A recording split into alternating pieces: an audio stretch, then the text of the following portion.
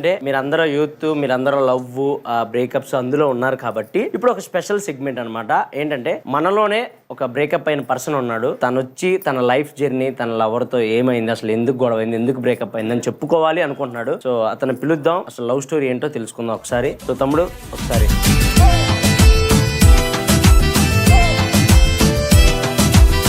నీ పేరేం పేరు? నా పేరు ఇంద్రనీల్ అన్న. అసలు ఏం జరిగింది? 4 years లవ్. ఫస్ట్ లో బాగానే ఉండే, ఇద్దరం ఎట్లా అంటే ఒక్కరికి వదిలేసి ఒకరు ఉండలేకపోతుండే. సో నేనేం చేసినా సరే నిజం ఉండొచ్చేమో అని చెప్పి ఫస్ట్ ఫ్రెండ్ గానే ఉండి, ఆ తర్వాత ఒక రోజు నాకు మా ఇంటికి వచ్చి మా వాళ్ళతో చెప్పింది, ఇట్లా నేను తనని లవ్ చేస్తున్నా. నేను చెప్తే యాక్సెప్ట్ చేయట్లేడు ఆయన, ఒకసారి మీరైనా చెప్పండి అని అంటే మా సిస్టర్ చెప్పింది. ఆమె నేను ఒక అమ్మ నాన్న లేని లోటు నీకు తీరుస్తుందంట అనేసి అన్నదని.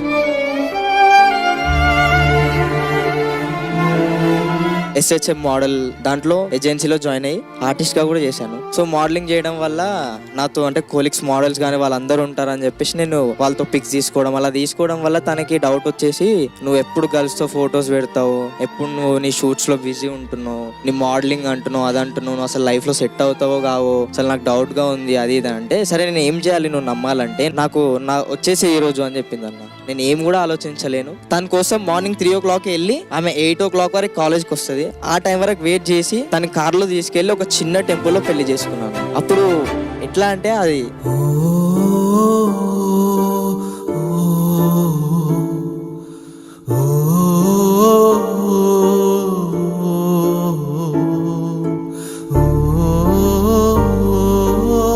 మ్యారేజ్ చేసుకున్న ఒక నెక్స్ట్ డేకి తన ఫోన్ వాళ్ళ ఫ్యామిలీ వాళ్ళు హ్యాక్ చేసి, ఎందుకు నైట్ మొత్తం ఫోన్ ఇలా బిజీగా వస్తుంది అది వస్తుంది అని చెప్పేసి హ్యాక్ చేసి ఎవరి త్రూలో మాట్లాడుతుంది, అసలు ఎవరితో మాట్లాడుతుంది అంటే నేను వచ్చిన. అదే టైంలో నేను ఆఫీస్ నుంచి వస్తున్న టైంలోనే ఇంటికి వెళ్ళిన దగ్గరనే నన్ను మా ఇంటి ముందే కొట్టేసిరన్న.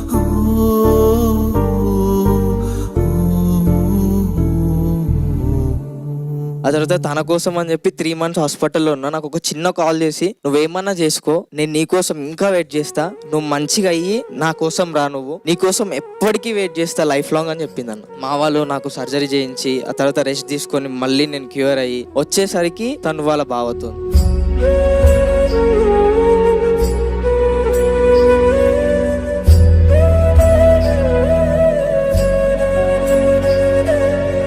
తర్వాత మా మ్యాటర్ వాళ్ళ బావకి తెలిసి, వాళ్ళ బావ కూడా అన్నాడంట, అసలు ఎందుకు నీకు, నేను అవసరం లేదు కదా, నువ్వు ఇంకా చిన్న పిల్లవి, నీ ఏజ్ ఇంకా 20 years, నా ఏజ్ ఒక 25, నేను నీతో ఎలా కూడా మీట్ అవ్వలేను, అసలు నేను నా లైఫ్ లో ఊహించుకుంటలేను, ఏదో మీ వాళ్ళు చెప్పిరు అనేసి నేను దీనికి యాక్సెప్ట్ చేస్తా తప్ప నాకు అసలు నువ్వు ఇష్టం లేదని చెప్పి నడి రోడ్లో వదిలేసిపోతే, నేను కార్ తీసుకొని తనని తీసుకొని వాళ్ళ మమ్మీతో చెప్పిన, ఇప్పటికైనా నాకు ఇవ్వండి, ఆయన అట్లా చేస్తుండు సో అని చెప్పి వాళ్ళ మమ్మీ కాళ్ళ మీద పడితే ముఖం పైన ఉంచేసింది.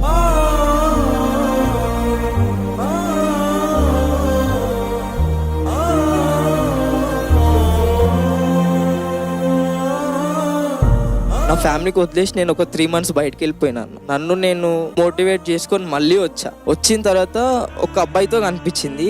నేను పోయి అడిగా, అసలు ఎందుకు ఇట్లా చేస్తున్నావు, నువ్వు నన్ను చేసినావు, మీ భావాన్ని చేసినావు, ఇంకెందుకు అట్లా అబ్బాయితో అంటే, అది నా ఇష్టం నా లైఫ్ అనేసి. ఏంది నీ ఇష్టం నీ లైఫ్, అసలు ఆడపిల్లవా లేకపోతే ఇంకేమైనా అని చెప్పి తిట్టి కొట్టినా కూడా అన్న. అక్కడే కొడితే అప్పుడు నేను ఇప్పుడు మాట్లాడలేను, నేను మాట్లాడతా తర్వాత అని చెప్పి అటు నుంచి వెళ్ళిపోయిందన్న. నా ముందు వాడి బండికి వెళ్ళిపోయింది.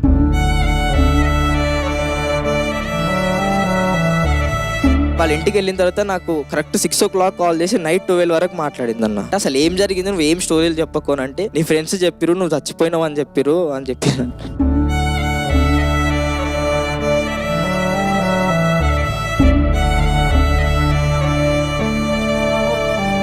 చిన్న సిస్టర్ది పెళ్లి ఉండే, పెళ్లికి వచ్చింది, మా ఫ్యామిలీతో అందరితో బాగానే ఉంది. నెక్స్ట్ డే వచ్చి నీకు సర్ప్రైజ్ ఇస్తున్నా, ఒక ప్లేస్ కి తీసుకెళ్ళింది అన్న. తప్పు ఒప్పుకుంది అని చెప్పేసి నేను యాక్సెప్ట్ చేసి తీసుకుని పోయేసరికి వాళ్ళ మామయ్య వాళ్ళని తీసుకొచ్చి కుట్టిపిచ్చేసింది అన్న.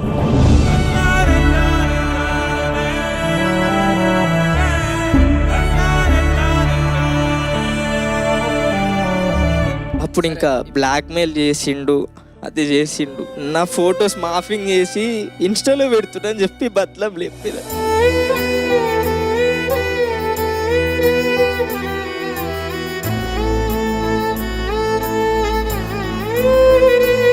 నాకు ఇప్పటికీ 2 times స్ట్రోక్ వచ్చింది తన గురించి ఆలోచించి. ఇంకొకసారి వస్తే నేను బ్రతకను అని కూడా తెలుసు.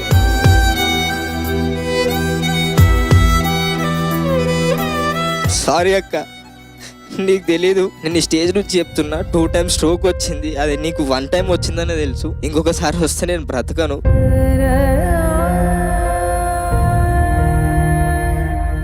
ఇప్పుడు కూడా నేను డిప్రెషన్లోనే ఉన్నా, అందుకని చెప్పి ఇట్లా అయిపోతున్నా. మీరు ప్రతిరోజు నా గురించి బాధపడుతున్నారని చెప్పి ప్రతిరోజు నవ్వుతూ నటిస్తూ మీతో ఉంటున్నా. సారీ అక్క.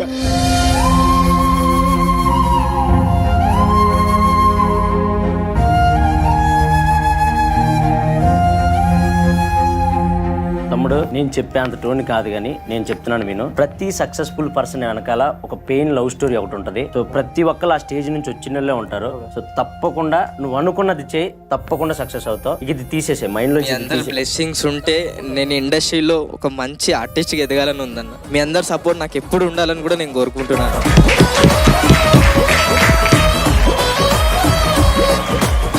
ప్రజెంట్ ఒక విషయంలో హ్యాపీ అన్న, ఎందుకంటే నేను అనుకుంటుంది నేను సాధిస్తున్నా. తను ఇప్పుడు నన్ను చూసి బాధపడుతుంది. రీసెంట్ గానే నాకు ఒక కాన్స్టిట్యున్సీలో అంటే పాలిటిక్స్ కి ఎంటర్ అయినన్నా. సో నేను చేసిన సోషల్ వర్క్ కానీ, ఇంకొకటి నేను INV సేవా ట్రస్ట్ అని చెప్పి నాలాంటి అంటే పేరెంట్స్ లేని వాళ్ళకి, ఫుడ్ వాళ్ళ లేని వాళ్ళకి కోవిడ్ టైం నుంచి నా సొంత మనీతో అంటే మా ఆస్తుల్లో కొంచెం అమ్మేసి మరీ వాళ్ళకి సేవ చేస్తున్నాను. సో ఇవన్నీ ఇప్పుడు వీడియోస్ నేను బయట పెట్టడం వల్ల తను చాలా బాధపడుతుందని చెప్పి కూడా ఎవరు ఎక్స్క్యూజ్ చేయొద్దు, నేను కూడా చేయను. మళ్ళీ మీ లవ్ పోయింది అని అంటే మళ్ళీ తెచ్చుకోవాలని అస్సలు ట్రై చేయకండి ప్లీజ్. మా ఊడు చెప్తుంటే చాలా మంది కనెక్ట్ అయ్యారు. ఇక్కడ మీలో కూడా చాలా మంది ఏడ్ చేశారు. మీకేమన్నా గుర్తొచ్చాయా? అమ్మ మీరు సెకండ్, మీరు ఏడ్ చేశారు అంటే 1 side లవ్ ఉంది. సో అది ఫెయిల్ అయింది. ఏమైంది? అసలు ప్రపోజ్ చేశారా మీరు? చెప్పాను కానీ తనే రిజెక్ట్ చేశారు అంతే. వాళ్ళకి ఇష్టం లేదు కాబట్టి రిజెక్ట్ చేశారు.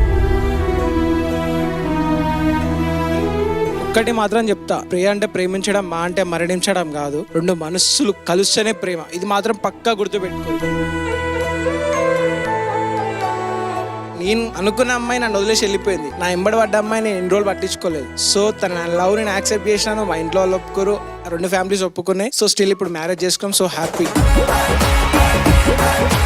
కానీ లవ్ చేసి మోసం చేయాలనుకున్న వాళ్ళు మాత్రం రాకండి మా లైఫ్లోకి ప్లీజ్. మమ్మల్ని వదిలేయండి, మా దారి ఏదో మేము చూసుకుంటాం.